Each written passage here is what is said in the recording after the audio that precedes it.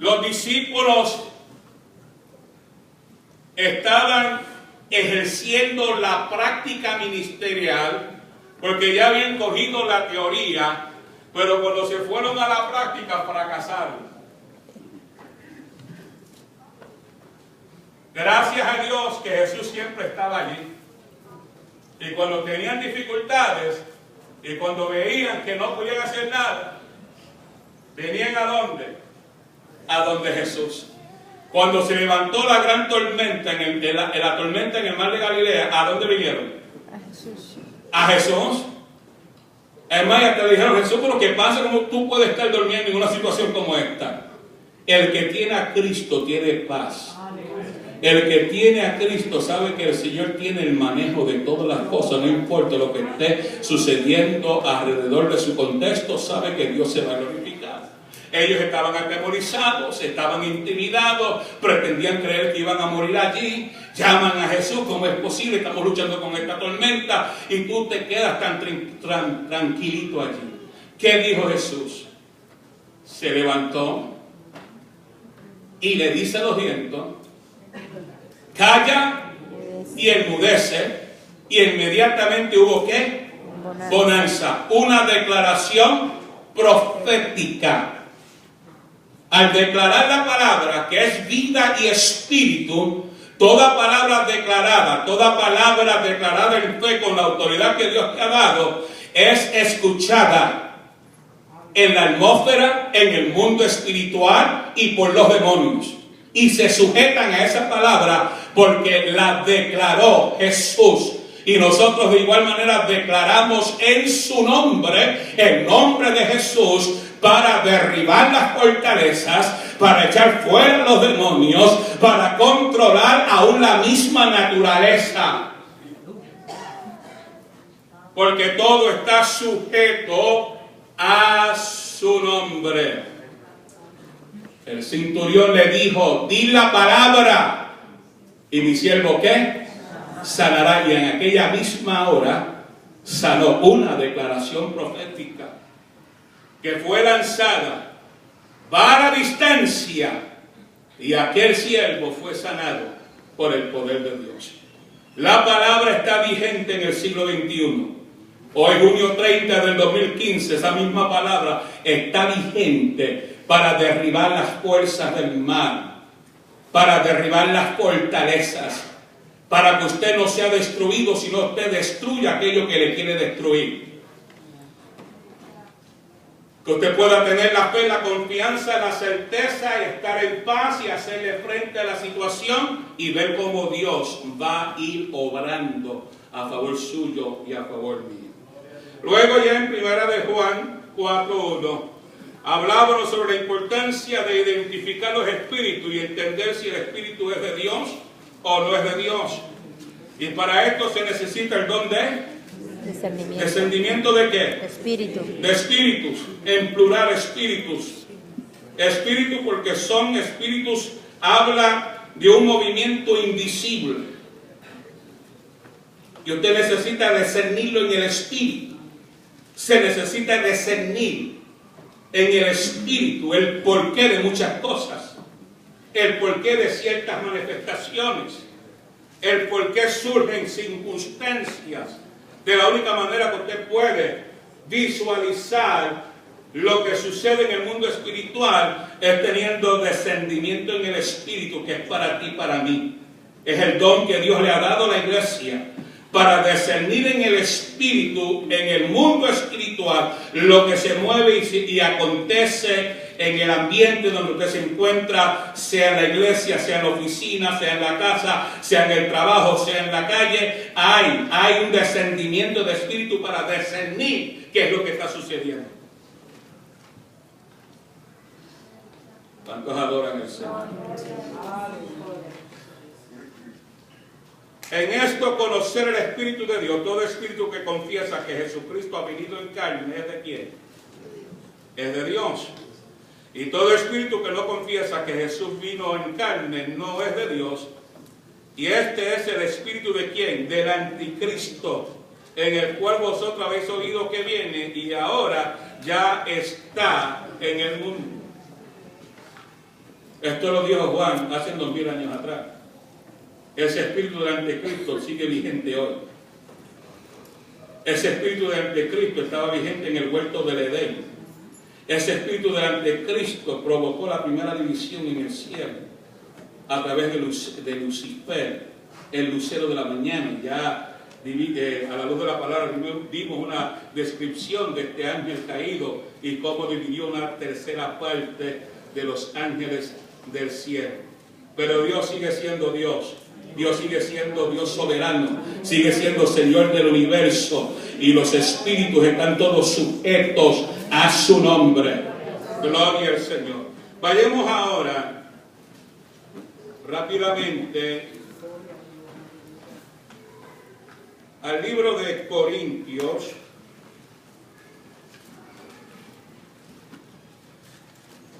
¿Cuánto le adoran, hermanos? Amén. Poderoso es Dios.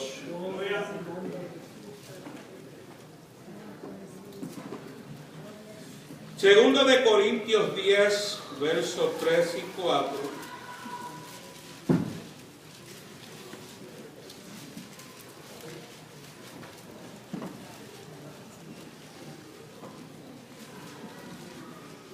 Dice Pablo: porque aunque andamos en la carne, no militamos según qué. ¿Qué significa eso? Ese verso es muy mal interpretado muchas veces. No te está diciendo que vivas en la carne. Cuando dice aquí, pues aunque andamos en la carne, significa aunque andamos en el mundo natural, como seres naturales, no militamos. ¿Según qué? Según la carne. Cuando habla de militar según la carne, es militar y vivir conforme al estilo del mundo.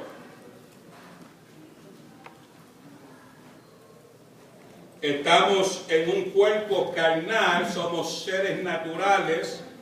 Estamos conscientes de las realidades del mundo, estamos conscientes de la atmósfera, estamos conscientes del siglo, estamos moviéndonos dentro de él, en ese mundo natural, y caminamos dentro de ese ambiente, pero no meditamos según los caprichos, no meditamos según las filosofías, no meditamos según la psicología, no meditamos según las fábulas, no meditamos según la nueva era, meditamos en el Espíritu a la luz de la palabra del Señor.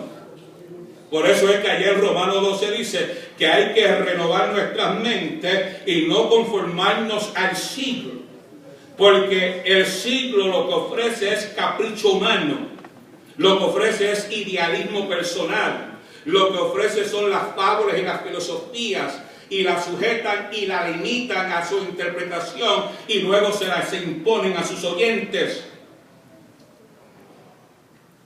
Pero cuando hablamos de la palabra, hablamos del pleno conocimiento de Dios, que hace posible que en su nombre y a la luz de la declaración de la verdad se derriban los argumentos. Entendemos por filosofía que es la ciencia del conocimiento, pero no hay ciencia de conocimiento sin la ciencia de Dios, porque todo conocimiento se derriba de la ciencia divina. Tanto el conocimiento, la filosofía, se derriba de esa ciencia, de ese conocimiento que es un conocimiento eterno, y de ahí se derriban las ciencias. Y por cierto, la profecía dice que en los últimos días la ciencia se multiplicaría. Se ha multiplicado la ciencia, se ha multiplicado en grande. Pero según es la multiplicación del conocimiento, ha sido la multiplicación de problemas que hay en la sociedad. Usted no se da cuenta que con todo el avance tecnológico, con todo el avance que hay en la ciencia, no importando en qué área, sea la medicina, sean las comunicaciones, sea la ciencia, sea la biología, lo que hay es confusión en el sentido que mientras más adelante y más conocimiento, más problemas sociales hay en el mundo. Es cuando más avanzada está la tecnología y es cuando menos comunicación hay entre los hombres. Así es. Es cuando más avanzado está la medicina y es cuando más enfermos hay.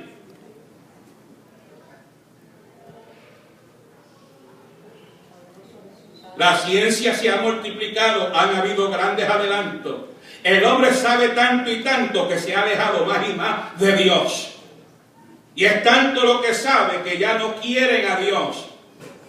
Hay tanta ciencia, tanta fábula, tanta filosofía, tanta nueva era, tanta interpretación, que el hombre cada día se aleja más de Dios.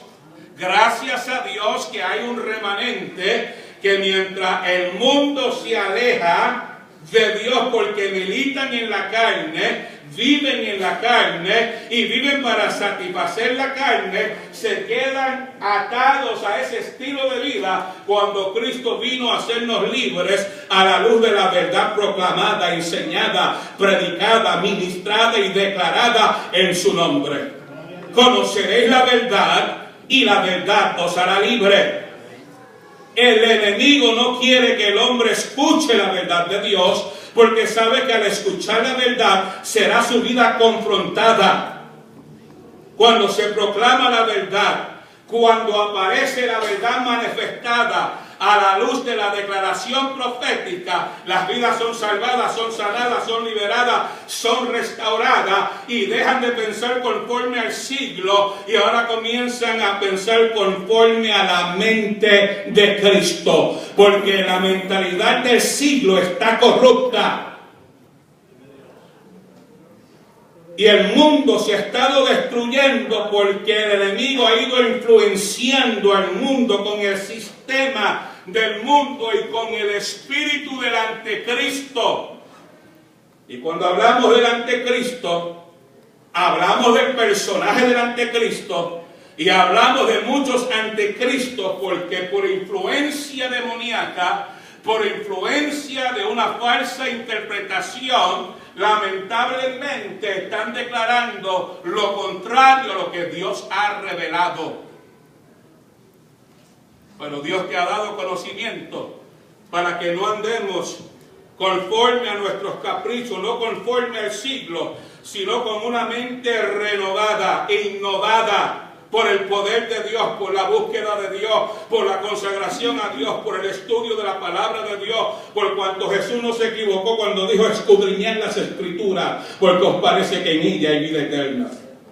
Entonces cuando usted estudia, cuando usted escudriña, cuando usted busca revelación, cuando usted busca descendimiento de espíritu, Dios le va a dar la revelación para que puedas interpretar en el mundo físico y en el mundo espiritual lo que está aconteciendo. Porque hay fuerzas y hay fortalezas que surgen de lo que es el mundo de la filosofía y del conocimiento y se establecen argumentos según los caprichos de los seres humanos y por tal razón es que hay tantas religiones, hay tantas interpretaciones y todos proclaman estar en la verdad cuando la Biblia nos habla que hay una sola verdad y se llama Jesucristo. El que dijo en Juan 14:6, yo soy el camino, la verdad y la vida y nadie viene al Padre si no es por mí. Por lo tanto, aunque todo el mundo ande declarando la verdad, hay una verdad revelada, una verdad encarnada en la persona de Jesucristo. Esa verdad es la que ha liberado al hombre al conocimiento verdadero de parte de Dios. Saulo de Tarso era un filósofo. Saulo de Tarso era un teólogo. Saulo de Tarso era un intérprete de la ley. Y estaba lejos de Dios pretendiendo creer que estaba con Dios. Por eso es que Pablo puede hablar con claridad basado en su experiencia. Ya no ando, pues aunque ando en la carne, no milito ya según la carne, porque las almas de nuestras milicias Las armas de nuestras milicias